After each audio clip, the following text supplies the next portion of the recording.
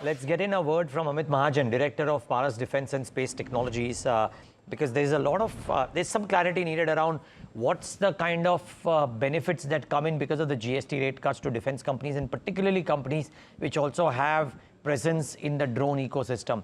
Amit, great having you. Thanks for joining in. Pray tell us, what is your sense at Paras Defence about what does GST 2.0 mean for you? Firstly, Neeraj, thank you so much for having me over. It's always a pleasure talking to you. According to me, if you ask me from a broader perspective, from a macro level, these GST reforms and what they have done for the defense industry in general and drone industry in specific, I'd like to say that this is their way of showing that, you know, this is the area that you need to invest. This is the area that you need to be a part of. And all the incentives, this is the indication that the sector needs a much bigger involvement of the industry, and all the encouragement is up for the industry to give. And hence, if you see from the drone perspective, the supply chain has got eased up, the GST rates have got cut.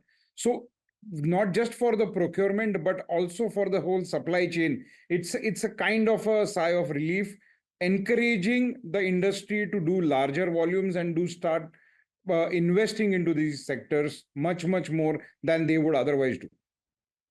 So Mahajan, can you give us a perspective as to how much of a cost saving are you expecting from this, and in terms of the overall uptick that you might see in terms of your margins as well? I'm not just looking at the cost saving part. Yes, the cost saving will be there, say about 10-15% is the benefit that we'll get. But what it will also do is it will start boosting the morale of the industry by saying, okay, there is an impetus by the government for this sector. There is an encouragement which is being offered, and it will start yielding into higher volumes, better investments. And as soon as the volumes go higher, that is where you will be able to derive more profitability out of this particular business. And that is the larger game, if you ask me.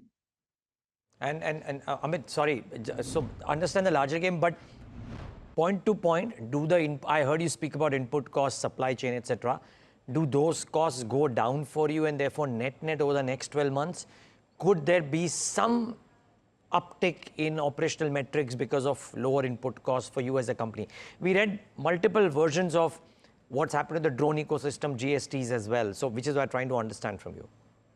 My lower input costs will also translate into my lower output costs. So the government is also not going to levy tax on output that I'm doing in this particular segment. So I'm not saying that it will have a large benefit from a tax saving perspective, but in terms of the encouragement, in terms of the volumes that I will be able to do, in terms of ease of my input. Say today, if I have to buy something and my input cost is one, and the bureaucracy which goes along with it is another. Now all of that gets eased up. This is one sector which gets that limelight. My supply chain gets eased up, and this is where the benefit is larger than just the cost of it. Cost is, yes, for sure. Fair call. Okay. All right, Mr. Mahajan, thank you so much for giving us those insights and helping us understand as to what GST means for defense companies. And thank you so much for taking your time and speaking with us. Always a pleasure.